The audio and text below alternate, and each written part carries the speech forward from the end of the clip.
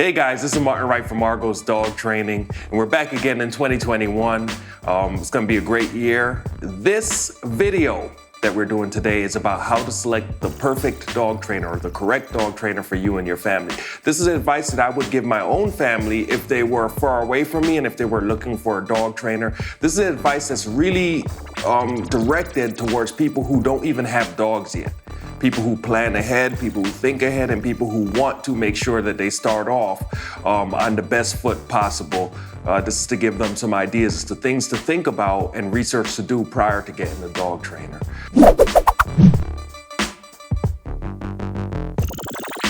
One thing that you want to think about right from the beginning is understanding that a dog trainer's job is a guide. It is our job to teach you about your dog and about communication with that separate species, as much as it is to teach your dog about you as well and how to understand you as a human. We're kind of like a bridge in between the dog and the human to make sure both species are able to understand each other. This video could be a little bit long, so as you are watching it, if you want to skip ahead, check the navigation bar because that will help you to find exactly which section you want to get to. As you're preparing to hire a dog trainer, there are some questions that you would have to ask yourself in order to be prepared for this. The first question I'd ask is, how much time do I have to train my dog every day? Training is every day, so you want to be able to budget time. For my clients, I ask them for 2 or 3 15-minute sessions throughout a 24-hour day for training, but you want to be able to talk to your dog trainer so that way you know what they expect from you in order to be successful with your dog and to help you make your goals and solve your problems. Another thing that you want to think about as you're training a dog trainer is, what budget do you have for dog training? Dog training can be a little bit expensive because it is craft work. It is hand work, meaning that the dog trainer is basically, each training project is like a handmade project, right? So it takes time from each trainer. You want to talk to your dog trainer, you want to find out what their prices are, make sure it fits into your goals. Some dog trainers do not share their prices with the public. In that case, any case, you're going to be looking for references anyway, and that would be something that you could ask your references. Another thing that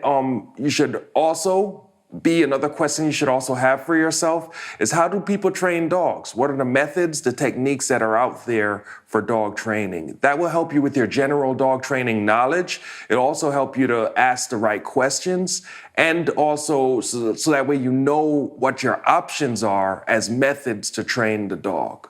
All right. So the next question I would ask is, what are my goals? What are my problems? This question will help you to ask the right questions of your dog trainer as you're going through the process and you're corresponding and speaking with them. This will also help you to learn more about methods, techniques, and how the problems are actually going to be solved in time. Another thing that you will be able to ask yourself is, how do people train dogs? This, once again, will help you learn about methods and techniques. It will also help you to have a better general knowledge of how dog training is done. If you're just a person who's coming up, never had a dog before, first dog, you might not even think that dog training needs to be done, but how is it done? How do circus performers get their dogs to climb on balls and things like that? You want to know that before you select your trainer, all right? Another thing that you would want to think about is, what complicating factors do I have? These are health conditions, physical conditions. Dog training, you have to move around a lot. So when you're speaking to your dog trainer, you want your dog trainer to be able to know these kind of things, so that way they could prepare for helping you to communicate with your dog and knowing what you're able to replicate as they're training, and also so they could keep that in mind. You want to think also about your family members and pack mates and about any special needs they have. That will help you to ask the right questions to your dog trainer as you're trying to select one, and for your dog trainer to better understand your situation. Family and pack members are not only the human members of your family, but also your dog. So if your dog has any medical issues, allergies, physical issues, you want to make sure that you bring that to your dog trainer's attention even before you hire them, so you can know what their strategies are to solve those problems. The next question that you would want to ask yourself as you're selecting a dog trainer is, What kind of dog trainer do you need? Now, there are many different kinds of dog trainers out there. There are sports and competition trainers, people who work on things like protection, sports, agility, obedience trials, raleigh, flyball, disc, frisbees, and things like that, sleds, all those kind of things. So you want to know, are you getting a dog so that way you can practice sports? If so, you want a sports trainer. Are you getting a dog because you need a service dog? If so, you want a service dog trainer. This video will not go much into service dogs and therapy dogs and things like that. There's other things out there. Maybe one day we'll make a video about that. But if you need a service dog, you need a valuable and reliable service dog trainer who has done it before. If you need a protection dog, then you're going to need a protection dog trainer. Those are people who are like military, police. Some private citizens also have protection dogs, but there are trainers who do that. If you're trying to find a dog for commercials, TVs, for performance, then you need an entertainment trainer. And of course, the final category is going to be pet dog trainers. That's where I land. That is my role. Pet dog trainers really focus on behavior modification, troubleshooting, and developing a deeper relationship with the dog, which I know is a tricky thing for most clients to understand. Most people think, my relationship is good, but we'll talk about that as we go on and we talk about, other videos as well. So those are some things I would like you to think about. All right. So the next question that I would have my own family members ask themselves is, what are the traits? What are the good traits of a dog trainer? For me, coming from inside the industry, what I think is most important is the dog trainer has to have patience. You should be able to notice this patience in every interaction that you have with the dog trainer. The dog trainer should be patient with you as well as patient with your dog. You want a dog trainer with emotional intelligence. You want to be certain that your dog trainer is always in control of themselves, and that you want to look for signs of shortness of temper. A dog trainer that has just like no patience and is quick to get angry, that is not a dog trainer that you want to be involved with. You want a dog trainer that is good at paying attention to detail. That they're asking detailed questions and that they're noticing details about your situation in the way that you interact with your dog. You want a dog trainer that has a good knowledge base, that has studied dog training, understands the concepts of dog training, and has seen a lot of dogs. You want a dog trainer with good communication skills and teaching ability, because if I know everything about dogs, but I can't communicate it to you, then it's not going to be worth it for you to be able to train with me.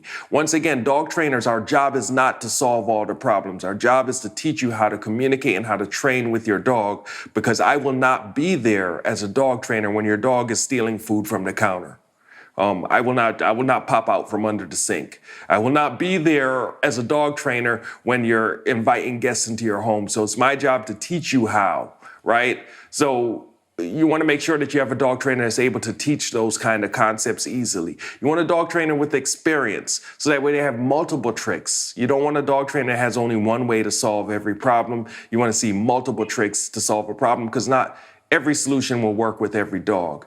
You want a dog trainer that's confident in their abilities, right? That is very important too. Of course, a dog trainer that is optimistic and realistic. Right? So you should be having a dog trainer that understands what your problems are and should be able to tell you, like, realistically what you can expect as you talk to them about how much time you have to train and those kind of things. And of course, you want a dog trainer that will give you bad news, who's willing to say, you know what, I don't know if this is going to work for you. I'm not saying that they should automatically give up as soon as there's some adversity, but they should be able to tell you what to expect. Okay, so the next thing that I'd like my family members and people who are watching this video, of course, to think about as you're selecting a dog trainer is a search for evidence. I want you guys to think about, how can I tell a good dog trainer from a bad dog trainer? Just like in any industry, plumbing, driving an Uber. There's going to be good drivers, there's going to be bad drivers, there's going to be good plumbers, there's going to be bad plumbers, there's going to be good doctors, there's going to be bad doctors, there's going to be good politicians, there's going to be bad politicians, there's going to be, that's the way it's going to be, but our job is to be able to identify and tell what is what, so that way we don't end up paying a bad dog trainer, right? So things that I would look at to tell a good from bad is correspondence. Is a dog trainer easily reached? Is it easy to correspond with them? Do they get back to you, or do their people get back to you? You want to look at their dog. That is something that I always say, and we're going to talk about that a little bit more a little later on. But you want to be looking at their dog. You want to check out their social media accounts. In this day and age, most dog trainers, not all of them, but most dog trainers have social media where you should be able to see them and their clients working with dogs, and that'll give you a good idea as to what you can expect. Find out about their programs. That's going to help you to tell a good dog trainer from a bad dog trainer, and also talk to the trainer. Eventually you got to get on the phone. Eventually you got to go meet that person, and you have to have a talk with them. And if you feel like you connect well with that person, then that is good. A quick note about dog trainer certificates. There are no national or state certificates for dog trainers. So anybody who says that they're certified, what they really mean is that they went somewhere and they studied something, but it's not like a state certification. It's not like passing the bar exam or anything like that. Certificates only prove that that person passed a test or attended a seminar, in order to be able to get that certificate. I'm sorry, I'm trying to read at the same time. It is common for dog trainers to have many certificates. All right, that's something. Like I have something like 13 certificates. I could put them all against this wall, and some people will be very impressed about that. To me, I'm not so impressed by that. I want to see the dog. I want to see how you respond to the dog. All right, so the next thing that we will talk about is warning signs. How can we tell a bad dog trainer from a good dog trainer? And warning signs are a way. So what are my warning signs? One is making sure that the dog trainer does not have a one-size-fits-all approach to everything. We don't want a dog trainer who just thinks correct the problem all the time. And we also don't want a dog trainer that's just tossing cookies and tossing treats at every problem without much thought. Like, oh, dog's looking at me, here's a treat. We don't really want that either. I would look out for any dog trainer that's making belittling comments about dogs, even if they're trying to pass it off as joking. Like if you're meeting with the dog trainer and there are dogs in the environment and maybe a dog is making noise or something like that, and the dog trainer is belittling that dog and making little joking comments about it, that's something you want to be aware of. I look for belittling comments about you, and about the way that you're holding the leash or the way that you're interacting with your dog. Belittling comments about other dog trainers or about clients. Anything belittling, anything where the dog trainer is like trying to make things, just being just generally like, I don't even know. Dog trainers that refuse to show their dogs, or dog trainers that show their dogs, but their dogs look afraid of them or concerned with them. Those are dog trainers that I'd want to pay attention to and to, really question a lot. A lot of the times when the dog is could be afraid of a dog trainer, when a dog trainer's dog could be afraid of a dog trainer, you have to keep in mind that sometimes dog trainers take on problem dogs.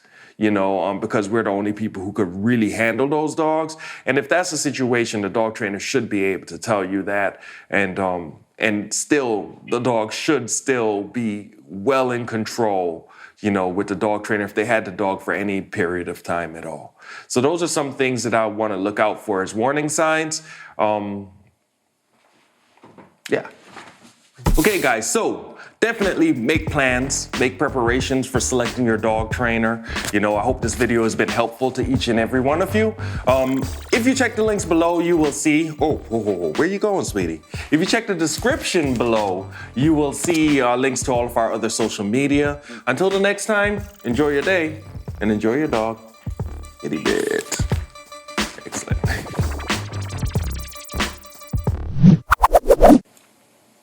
subscribe to our channel, please. That's it. For real, subscribe. Hit the button. Ding. See the bell that comes up. Hit it. Ding. Let's see how long it can go. So when you, after, you watch the video, there's a subscribe right there, somewhere down there. Frank will probably put it up too.